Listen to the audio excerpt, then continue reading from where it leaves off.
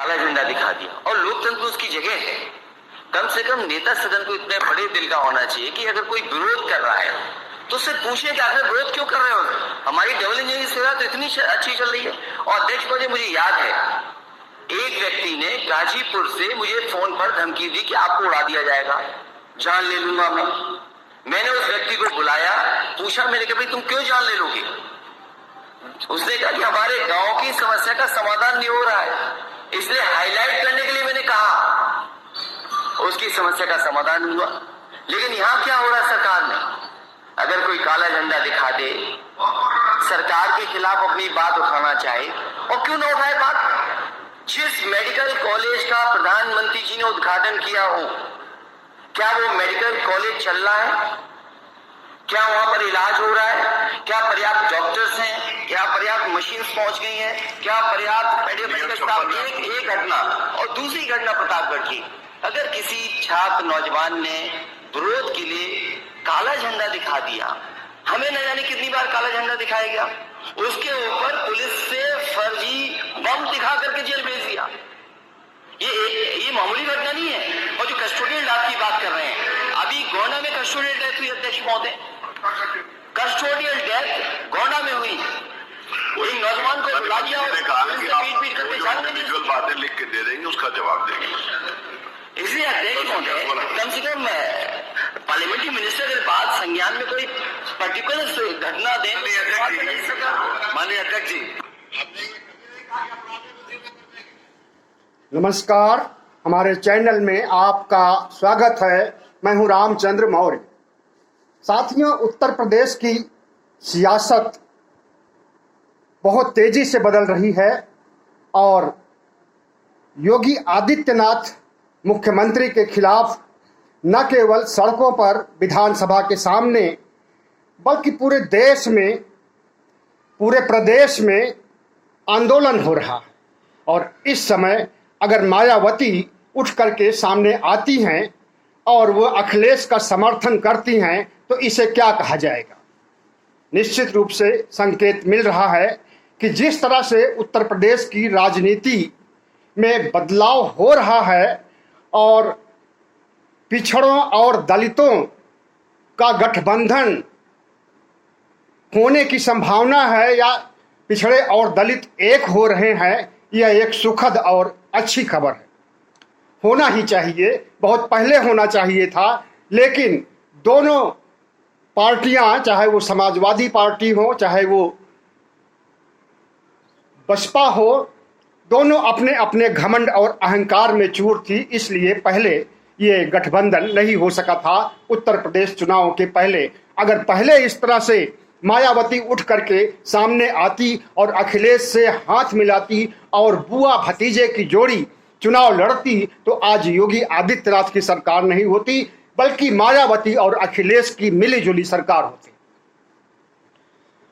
तो साथियों, उत्तर प्रदेश ही नहीं बल्कि पूरे देश के घटनाक्रम में तेजी से परिवर्तन हो रहा है, क्योंकि लोकसभा चुनाव सिर्फ 1.5 साल रह गए हैं और तमाम राज्यों के चुनाव होने वाले हैं। करीब 10 राज्यों के चुनाव होने वाले हैं लोकसभा चुनाव के पहले, जिसमें से गुजरात और हिमाचल प्रदेश का चुनाव बहुत ही नज़दीक है। इसके बाद राजस्थान, मध्य प्रदेश, कई अन्य राज्यों में चुनाव होने हैं। इसलिए राजनीतिक घटनाक्रम में परिवर्तन होना स्वाभाविक है और एक गठबंधन बनना और विपक्ष को एकजुट होना जरूरी है। हमें लगता है कि नीतीश कुमार ने जब से भारतीय जनता पार्टी को, एनडीए को अपने खेमे से अलग किया है या उनके खेमे से अपने को अलग किया है और महागठबंधन की सरकार बना करके बिहार में यह संदेश दे दिया है कि अब पिछड़ी जातियों और दलितों को एकजुट करना है। सिर्फ पिछड़ी जातियों और दलितों को नहीं, बल्कि संपूर्ण विपक्ष को एकजुट करना है और लोकसभा चुनाव में बीजेपी को हराना है। इसकी कवायद चल रही है। नीतीश कुमार सक्रिय हैं, उधर ममता दीदी भी सक्रिय हैं, लेकिन ममता दीदी के आजकल के जो बयान हैं, जो उनके तेवर हैं, वो समझ से परे हैं। एक समय था चुनाव प्रचार के दौरान नरेंद्र मोदी ने उन्हें दीदी ओ दीदी कहा था, तो इसकी बड़ी प्रतिक्रिया हुई थी पूरे देश में, बंगाल में, और बंगाल में इसका मुंह तोड़ जवाब दिया भी महिलाओं ने, और महिलाओं का एक मुश्त वोट ममता दीदी को मिला था। लेकिन आज वही ममता दीदी के तेवर बदले हुए लग रहे हैं। कभी वह कहती हैं कि आरएसएस में सब लोग कट्टरपंथी ही नहीं हैं, बल्कि बहुत से लोग अच्छे लोग भी हैं, और उन अच्छे लोगों की सराहना में कसीदे पढ़ने लगती हैं ममता दीदी। और कल उन्होंने प्रधानमंत्री को कहा कि प्रधानमंत्री बेकसूर हैं, ईडी, आईडी, सीबीआई जितनी भी एजेंसियां हैं उन पर, उनको छोड़ने के पीछे उनका कोई योगदान नहीं है विपक्ष के ऊपर। और एक जो दूसरा धड़ा है, जाहिर है कि वो धड़ा अमित शाह की ओर संकेत था ममता दीदी का, हालांकि उन्होंने नाम नहीं लिया था। और जिस तरह से उन्होंने अमित शाह को सीबीआई, ईडी, आईटी तमाम एजेंसियों के लिए कसूरवार ठहराया था, उससे क्या लगता है कि ममता दीदी नरेंद्र मोदी के पक्ष में हैं और अमित शाह के खिलाफ हैं, या नरेंद्र मोदी के पक्ष में हैं, भारतीय जनता पार्टी के खिलाफ है? बहरहाल ये लंबी बहस हो जाएगी। आज की बहस उत्तर प्रदेश से संबंधित है कि उत्तर प्रदेश में किस तरह से राजनीतिक करवटें बदल रही हैं पार्टियां। और लेकिन इतना जरूर कहा जा सकता है कि ममता दीदी की राह पर मायावती चल पड़ी हैं और मायावती की राह पर ममता दीदी चल पड़ी हैं।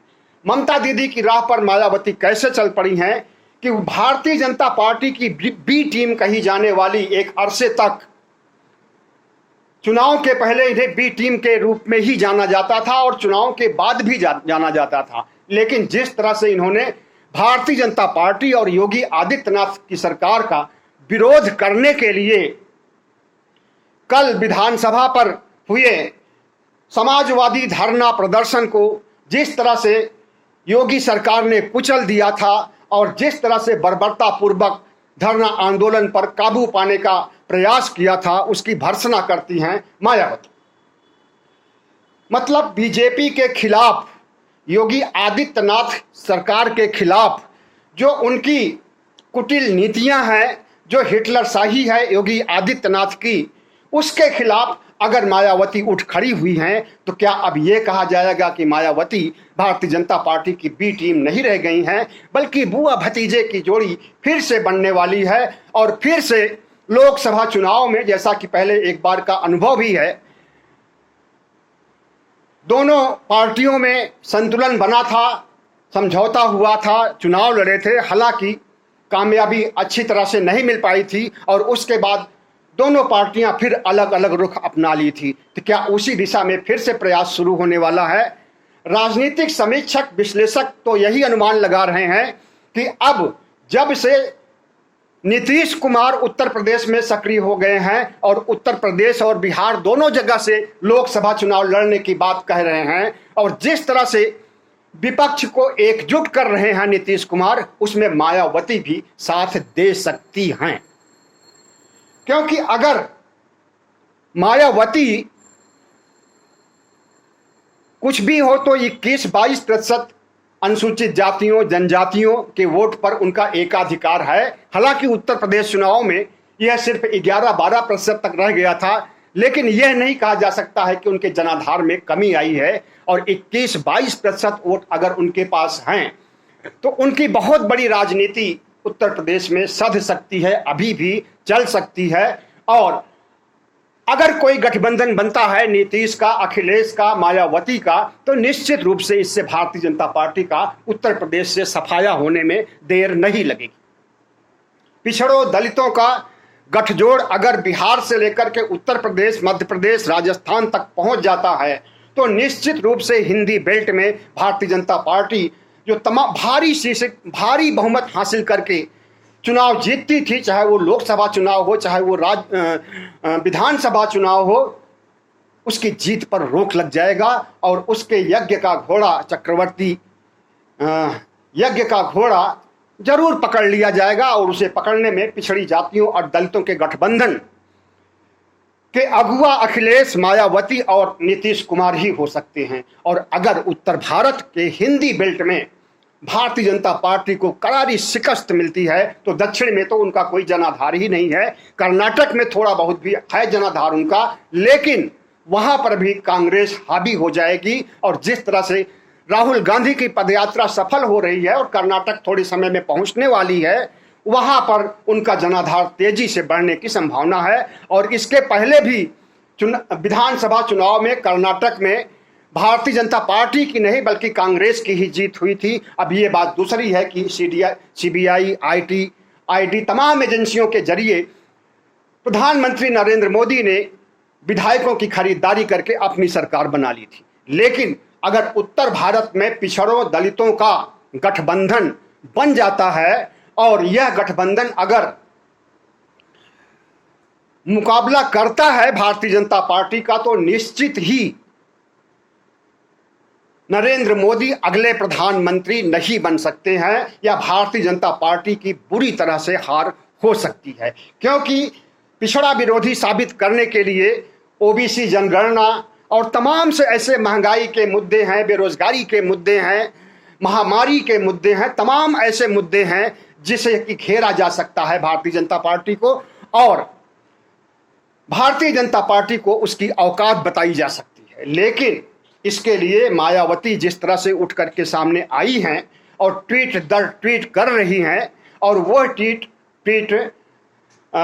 नीतीश और अखिलेश की तरफ इशारा कर रहा है, उनके गठबंधन में शामिल होने की तरफ इशारा कर रहा है, तो उसे देखते हुए यही कहा जाएगा कि देर से ही सही लेकिन दुरुस्त रूप से मायावती पिछड़ों दलितों के गठबंधन में आ रही हैं और एक बहुत बड़ी भूमिका निभाने की भूमिका बना रही हैं।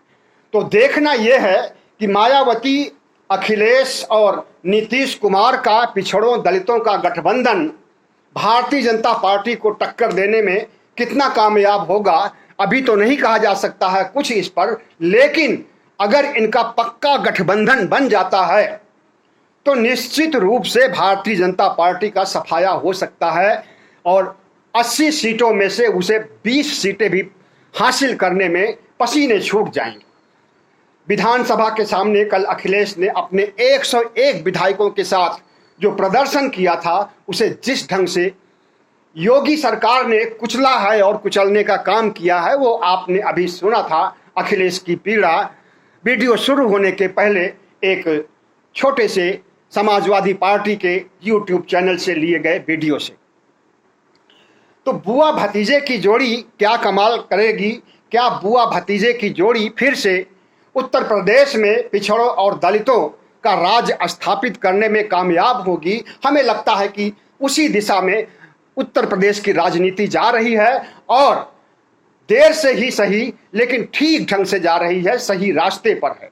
और मायावती के बारे में जो ये कहा जाता था या एक अफवाह होती थी कि मायावती की राजनीति ही खत्म हो गई है, ऐसा अब कोई कहने वाला नहीं है, क्योंकि उनका संकेत साफ साफ दिखाई दे रहा है कि वह अखिलेश की आलोचना करने के बजाय अखिलेश में अच्छाइयाँ देखना चाहेंगी और उत्तर प्रदेश को ब्राह्मणवादियों के मुक्त से, मनुवादियों के गिरफ्त से बचाने के लिए एकजुट हो जाएंगे अखिलेश यादव और मायावती और नीतीश कुमार। जिस तरह से नीतीश कुमार ने केंद्र की सत्ता को ललकारा है और जिस तरह से वे प्रयासरत हैं विपक्ष को इकट्ठा करने के लिए और कांग्रेस के साथ मिलकर के जितनी भी विपक्षी पार्टियां हैं सबको एकजुट करके, यहाँ तक कि सीताराम येचुरी आदि से भी, डी राजा से भी उनकी मुलाकात हुई है और उन मुलाकातों के अच्छे परिणाम सामने आए हैं देखने को। और अगर इसमें कामयाबी मिलती है तो निश्चित रूप से उत्तर प्रदेश ही नहीं बल्कि देश की राजनीतिक क्षितिज पर परिवर्तन दिखाई देगा, परिलक्षित होगा। और दूसरी तरफ भारतीय जनता पार्टी बहुत एक अनुशासित पार्टी मानी जाती है, बहुत एक ऐसी पार्टी मानी जाती है, दुनिया की विश्व की नंबर 1 पार्टी मानी जाती है। और ये नंबर 1 पार्टी के अंदर भी घमासान मचा हुआ है, चाहे वो सत्यपाल मलिक हो, चाहे वो वरुण गांधी हो, चाहे वो नितिन गडकरी हो, चाहे वो सुब्रमण्यम स्वामी हो। ऐसे तमाम लोग खुल करके मुखर हो गए हैं और बीजेपी के जड़ों में मट्ठा डालने का काम कर रहे हैं, जो कि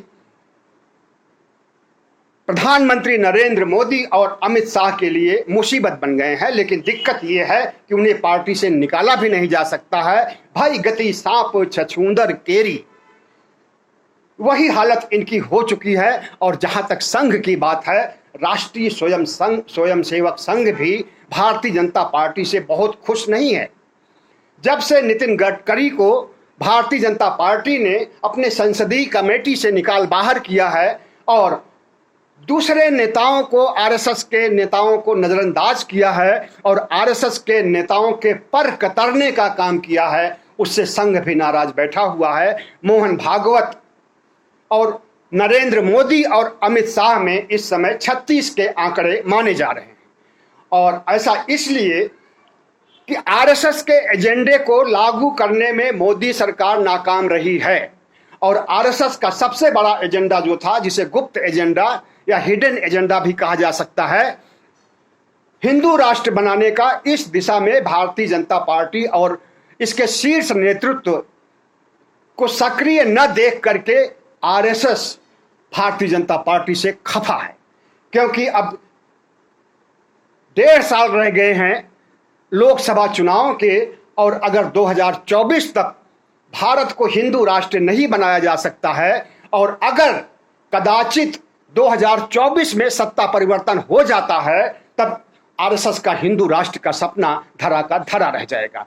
इसलिए हिंदू राष्ट्र के एजेंडे को लागू करवाने के लिए जिस तरह से आरएसएस मोदी सरकार पर दबाव डाल रहा है और मोदी सरकार उसे नजरअंदाज कर रही है, नजरअंदाज करने की वजह भी है क्योंकि अगर हिंदू राष्ट्र बनाया जाएगा तो एक महासंग्राम छिड़ जाएगा, देश में गृह युद्ध छिड़ जाएगा।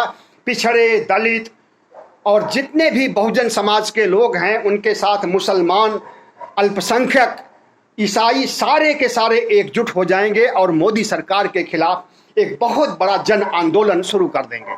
और ऐसा जन आंदोलन अगर होगा, और किसानों का आंदोलन पहले ही हो चुका है, तो निश्चित रूप से मोदी सरकार रसातल में चली जाएगी और उसे 2024 में जीतने का मौका नहीं मिल पाएगा। इसलिए भारतीय जनता पार्टी डरी हुई है भारत को हिंदू राष्ट्र बनाने से, और इसीलिए नरेंद्र मोदी में और मोहन भागवत में 36 के आंकड़े बने हुए हैं। दूसरी बात ये कि जिस सांप्रदायिक ध्रुवीकरण के बल पर भारतीय जनता पार्टी चुनाव जीतना चाहती थी, और सांप्रदायिक ध्रुवीकरण करीब 6 महीनों से करने के लिए पूरी ताकत लगा दी थी, साधु संतों को आगे कर दिया था, हिंदू युवा वाहिनी को आगे कर दिया था, और जितने भी कट्टरपंथी संगठन हिंदुओं के हैं सबको आगे करके जिस तरह से ध्रुवीकरण करने के लिए धर्म संसदें आयोजित की गई और तमाम रैलियां, सम्मेलन आदि किए गए, उससे जो है भारतीय जनता पार्टी को कोई फायदा नहीं मिल सका है। और न धार्मिक ध्रुवीकरण जो कि ज्ञानवापी मस्जिद से और मथुरा की मस्जिद से संबंधित है, उनमें भी भारतीय जनता पार्टी को कामयाबी नहीं मिली है कि मुसलमानों के खिलाफ हिंदुओं को खड़ा कर दिया जाए और हिंदुओं का एक मुश्त वोट इन्हें मिल जाए, क्योंकि वो मामले अभी अदालत में चल रहे हैं और अदालत का फैसला कब आता है और कब होता है कुछ नहीं कहा जा सकता है। अदालत में तो लंबे समय तक मुकदमे विचाराधीन रहते हैं, और बहुत से मुकदमे तो ऐसे होते हैं कि जो विचाराधीन होते हैं और जब वे सुने जाते हैं तो उनका कोई महत्व ही नहीं होता है। इस तरह से भारतीय जनता पार्टी आज तमाम संकटों से घिरी हुई है। सबसे बड़ा संकट कि उसके धड़े कई अलग हो गए हैं। एनडीए अब 2019 का एनडीए नहीं रह गया है, बल्कि 2024 में एनडीए सिकुड़ गया है। उसमें से कई पार्टियां निकल चुकी हैं, चाहे वो अकाली दल हो और चाहे वो अकाली दल के अलावा ये आपके नीतीश कुमार का बहुत बड़ा धड़ा था। और इस तरह से भारतीय जनता पार्टी कमजोर ही हुई है, सशक्त नहीं हुई है, जिस तरह से कि 2019 में सशक्त रूप से चुनाव लड़ा था और जीता था। और दूसरी तरफ जिस तरह से विपक्ष में 2014 में, 2019 में गठबंधन नहीं हो पाया था और कोई प्रयास नहीं हुआ था, भारत जोड़ो आंदोलन या कोई ऐसा आंदोलन नहीं खड़ा हुआ था जिससे कि नरेंद्र मोदी को 2019 में और 14 में सफलता मिल गई। लेकिन कांग्रेस अकेले लड़ना चाहती है और कांग्रेस अब ये नहीं अपनी पदयात्रा से इतना आत्मविश्वास उसे हो गया है या यूं कहें कि अहंकार हो गया है कि अब विपक्षी दलों को समेटने में वो संकोच करे और इसकी अफवाह के रूप में ऐसी बातें सुनने में आ भी रही हैं। लेकिन भारतीय जनता पार्टी मजबूत नहीं होने पाएगी क्योंकि जिस जिस रास्ते से पदयात्रा गुजर रही है वहां पर भारी बहुमत से कांग्रेस को जीतने की संभावना रहेगी और लेकिन सिर्फ उतने से कांग्रेस की सरकार नहीं बन सकती है। इसलिए विपक्ष को साथ लेकर के या महागठबंधन बना करके अखिलेश, नीतीश और मायावती को साथ लेकर के और दक्षिण के छत्रपों को साथ में लेकर के कांग्रेस को चलना होगा। तभी नरेंद्र मोदी को हराया जा सकता है, तभी भारतीय जनता पार्टी को भारत की राजनीति से बेदखल किया जा सकता है। लेकिन जिस तरह से विपक्ष के आंदोलन को, विपक्ष के पदयात्रा को भारतीय जनता पार्टी दबाने और कुचलने का काम कर रही है और जिस तरह से राहुल गांधी पर तमाम तरह के लांछन लगाए जा रहे हैं, इससे राहुल गांधी का प्रचार ही हो रहा है, दुष्प्रचार नहीं हो रहा है। क्योंकि लोगों में इतना विवेक है कि राहुल गांधी सही हैं, राहुल गांधी सही काम कर रहे हैं, देश को जोड़ने का काम कर रहे हैं, या भारतीय जनता पार्टी सही है जो कांग्रेस को तोड़ने का काम कर रही है। जिस तरह से कांग्रेस को तोड़ने के लिए भारतीय जनता पार्टी शुरू से ही रही है और वो कांग्रेस मुक्त भारत बनाना चाहती थी, उसे अब भी अंजाम दे रही है। चाहे अमरिंदर सिंह को अपने खेमे में शामिल कर लेने की बात हो, चाहे गोवा के 8 विधायकों को तोड़ लेने की बात हो, पदयात्रा के बाद से उसकी ये दो घटनाएं यही साबित करती हैं कि वो भारतीय कांग्रेस को आगे नहीं बढ़ना देना चाहती है और कांग्रेस को खंड खंड में बांटना चाहती है। फिलहाल आज का विश्लेषण यहीं तक। अगले वीडियो के साथ फिर हम आपसे मिलेंगे। आपसे अनुरोध है कि हमारे चैनल को सब्सक्राइब करें, लाइक करें, शेयर करें ताकि हमारी आवाज़ दूर दूर तक पहुंच सके। बहुत बहुत धन्यवाद।